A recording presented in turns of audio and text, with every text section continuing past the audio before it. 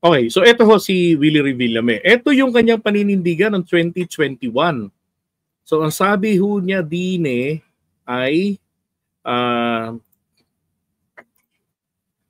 kung sakali man tatakbo ako sa Senado, sino naman ako? Ay, ano yun? Labo ng mata ko ha. Kung sakali mang tatakbo ako sa Senado, di naman ako magaling mag-English. Parang may kilala ako ron ha. Si Lito Lapid. Kaya tahimik lang palagi, di ba? Pero pwede naman pong gamitin ng Tagalog eh. Oh. Wala akong alam sa batas. Baka ho, lait-laitin lang ako doon ng ating mga mahal na senador na magagaling. Siguro baka wala naman ako maiambag na batas. Baka dumating yung time na sayang din yung boto nyo sa akin. Eh pati yung sweldo. Di ba? Sayang din yun. Oh. Ito po nung matalino pa si Willie Revillame. Kailan ito? October 7, 2021. Pareho ng paninindigan po ni Dolphy. Ang sabi ni Dolphy, anong gagawin ko dyan? Tatakbo ko, manalo nga ako, anong gagawin ko dyan? Tama, di naman niya alam yung trabaho. Diba? So sayang lang, masasayang lang ang boto ng mga tao.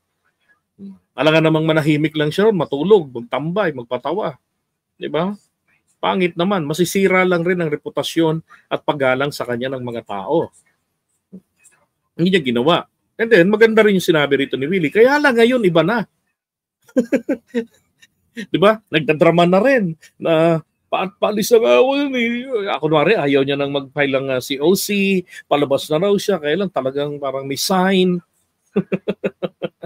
At anytime naman kasi talaga pag campaign period, mananalo si Willie Revillame dahil po sa hilaw ang isip ng mga Pilipino pagdating po sa political maturity. Napaka-immature pa ng mga Pilipino.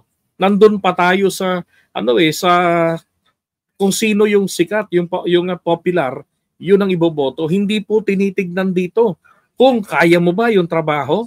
Bakit? Mismong botante hindi naiintindihan o hindi po nauunawaan ang trabaho na pinapasukan nila ng kandidato. Magsisenador, manggagawa ng batas. Ano ang nasa utak ng kandidato?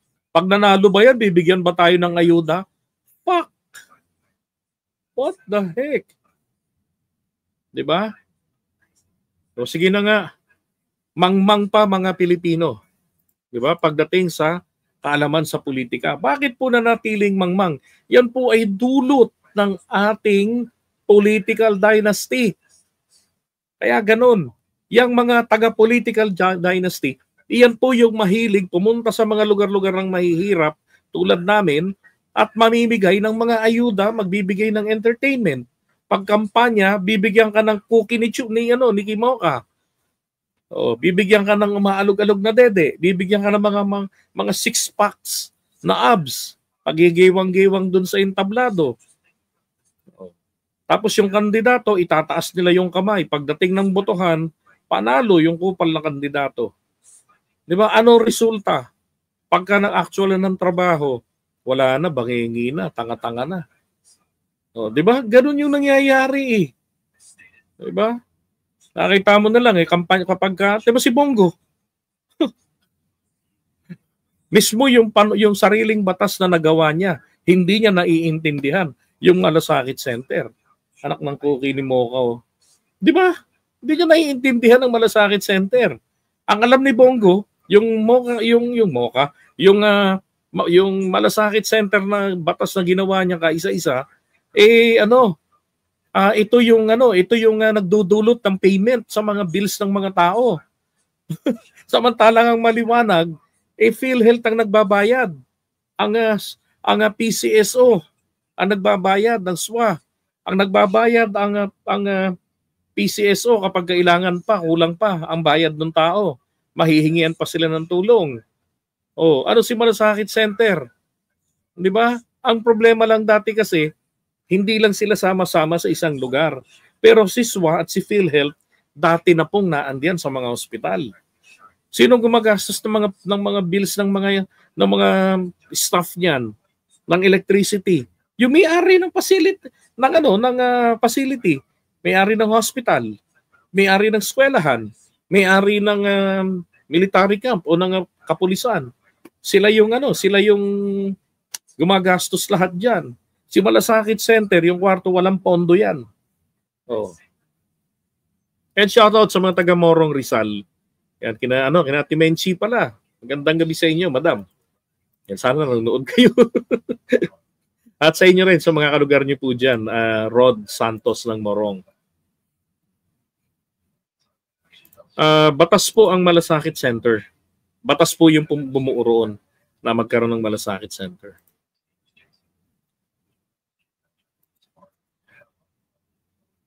Ngayon, kapag tingnan nyo si Willie Revillame, hindi ba ngayong kandidato siya? Ano sinasabi na ni Willie Revillame? Huwag niyo ako muna tinatanong kung ano gagawin ko. Hindi pa nga ako nananalo eh. Asan ba yung lintik na video nun?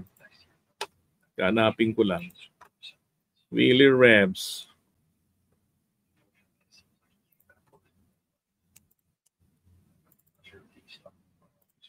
Oh, ito yung isa. Magandang hapon. Ang tanong walang, Hebe! Nag-away-away naman sa sarili. Tama na! Hebe! 5,000? Ako doon sa seryosong usapan na... Ay, teka. Balik natin yun. Ito. Kapag kami may mga away-away daw doon, may mga gulo-gulo, no, ang tanong ko sa kanya, gagawin mo sa Kongreso. Pero isipin mo, seryoso ito. Panel ito eh. Ganyan ang sagot niya.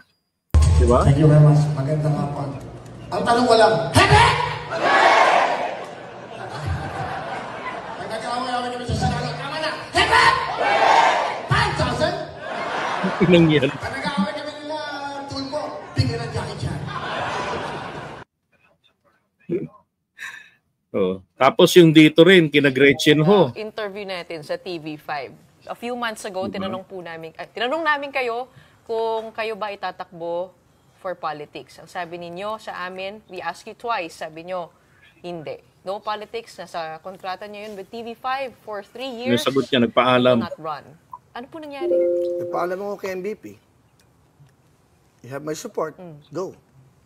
Kaya, yun lang yun. But what changed your mind? Because naalala ko po sinabi nyo nung panahon na yon na, naku, magulo sa Malamang, malala pa po. Nag-aaway-away mga tao. Malamang, malala pa ho. Pag kaya nang nanalo, malala pa kay Robin. Sipi mo. Mangyayari po dyan, birds with the same feather, flocks together. Tapos samahan mo pa ng ipe. Diba? Sisigaw si ipi doon. Bring him home!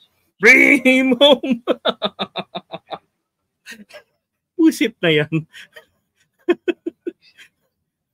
Dito may natanong dito si Willie Revillame. Anong mga sinagot-sagot niya rito, di ba?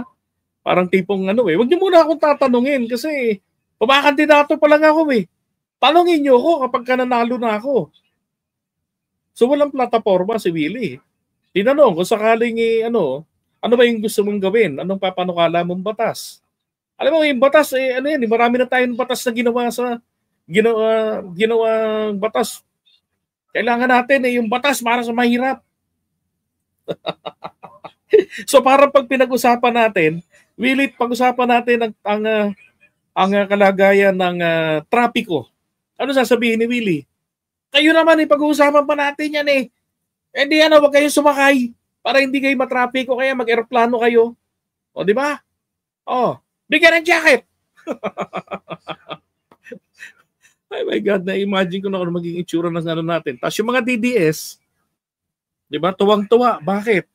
Kasi mga impacto, mga tanga, yung magiging senador ni PBBM. Di ba? Ano-anong ginagawang katarantaduhan sa Senado. Oh, tuwang-tuwa sila. Ano mangyayari sa second half ng BBM admin? Basura. Bakit basura? Baka pati panukalang budget hindi na maipasa ng mga yan. Di ba? Miss Maria Josep. Puro kalokohan na lang. Ayaw nyo makigulo doon. Yeah. Sarsuela, ganun. Makakatulong kayo sa programa ninyo, sa araw-araw na trabaho ninyo. Bakit po Kasi sa dun sa politika? studio. Yan, si Ipe, no, pagka tinanong. Tinanong ng kapwa senador. Ikaw nagtatanong sa akin Kritiko ka ni Tatay Digong eh. Kumontra ka eh. Mamatay ka na. Di ba? Ganun ang gagawin yan eh. Ay, Yun ang nako. will to win. It's only about 600 people. Every day. So, natutulungan mo, hindi mo lahat natutulungan yung 600 na yun. So, yung budget mo sa tulong, limited. And then, nung nakita ko yung awayan ng awayan sa Congress, awayan ng awayan sa Senado, sabi ko, kawawa ang mga Pilipino. Naks. Ito yung mga taong binoto, ito yung mga taong pinagkakatiwalaan. Pero nakakalimutan yung mga kawawang kababayan natin. So I thought, baka makatulong ako, kahit papano. At, Tama ba yun? siguro makikipag-away ako sa Senado kahit kanino, para sa mahirap. Kailan niyo po napagdesisyonan with finality na, o sige, game na nga? Kasi buzzer beater po kayo dun sa Gusto mo malaman 5 p.m. yung Oh, eto naman. I'm sure napanood nyo na yun eh, di ba? Yung mga yan. Eto naman yung kay Gloria, alam nito. Teka, truth. ba't di lumalabas? Ayun, eto. Oh. Dito kay Ipe naman tayo. Si Ipe, ngaw-ngaw din ang ngaw-ngaw. Diba? Nung rally nung nakaraan naman ng PDP laban, Otragi si Gloria Diaz, akala ko nga ito, fake itong account eh. Akala ko fake yan eh. Alang kaya biglang makita-kita ko sa mga post, totoong account pala ni Gloria Diaz. Kaya sabi niya, yung anak mo, padalhan mo ng pera. Diba isipin mo, no, we already have Robin Padilla and then the DDS will add Ipe and Kuya Will. Parehong mga proven ng mga kamote. Diyos po. Masisiguro lang po nila hindi mai-impeach si Sara. At masisiguro lang po nila walang kwenta ang magiging second half ng admin ni PBBM. Kasi yun po talagang layunin nila eh. Diba? Yun ang layunin nila. Sabi mo, meron ka ng Bonggorong, kamote. O, tapos meron ka pang Bato de la Rosa. Wala na talaga. Basura na Senado natin. Eh, ang problema kasi, wala naman ho kasing pagbabawal lang nakalagay na na requirements kailangan marunong. Wala pong ganun eh. Nakalagay nga lang eh, must be able to read and write eh. O, natural born Filipino, citizen. Ganun. Di ba? Samantalang pagka nag-apply ka ng trabaho, o mag-apply kang welder, kailangan may TESDA ka. Kailangan talagang proven, may experience ka pa. O, maging abogado ka, kailangan nag-graduate ka ng law. Di ba? Hindi pwedeng graduate ka ng engineering. Tapos magtatrabaho ka, maging abogado. Inconsistent, di ba? Hindi match. Ay, nako. Wala eh. So yung mga yan, dapat hindi ito iboto. Kahit sa panig ng DDS, mag-isip na lang din sila. Granting na ayaw nila kay PBBM. Pero ako po'y naniniwala na walang Pilipino ang naghahangad ng magandang kinabukasan. That is why ang challenge ko sa lahat, regardless of political color, bumoto tayo ng naaayon po, no, sa ating kinabukasan, hindi po sa political color. Gawin na lang natin iyang katatawanan, na lang natin, i-enjoy na lang natin ang politika. Pero pag bumoto tayo kinabukasan, ang ating hangarin. Dahil at the end of the day, after election, eventually, pare-pareho tayong maaapektuhan ng mga binoto natin. O, pag sinayang natin yung sacred moment na once every 3 years na binibigay ng Diyos para pumili tayo ng leader natin.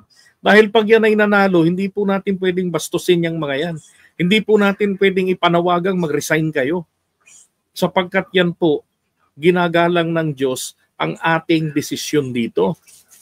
Di ba? Isipin mo, tayo pumili ng basura, tapos magdadasal tayo, Diyos ko, pakilinis po ng kalat. Tatanong ka, Diyos ko, ba't yung ako bibinigyan ng ganito? Aba, kung sumagot ang Panginoon, sambayan ng Pilipino. Kayo naglagay dyan eh. Pinagbigyan ko kayo. Di ba? Ay nako, kaya mag-isip ang mga Pilipino, maging matalino na pong botante. Huwag na yung bobotante. Tandaan nyo, yung mga politikong yan, mga bilyonaryo yan, nagtatago lang ng yaman. Ha?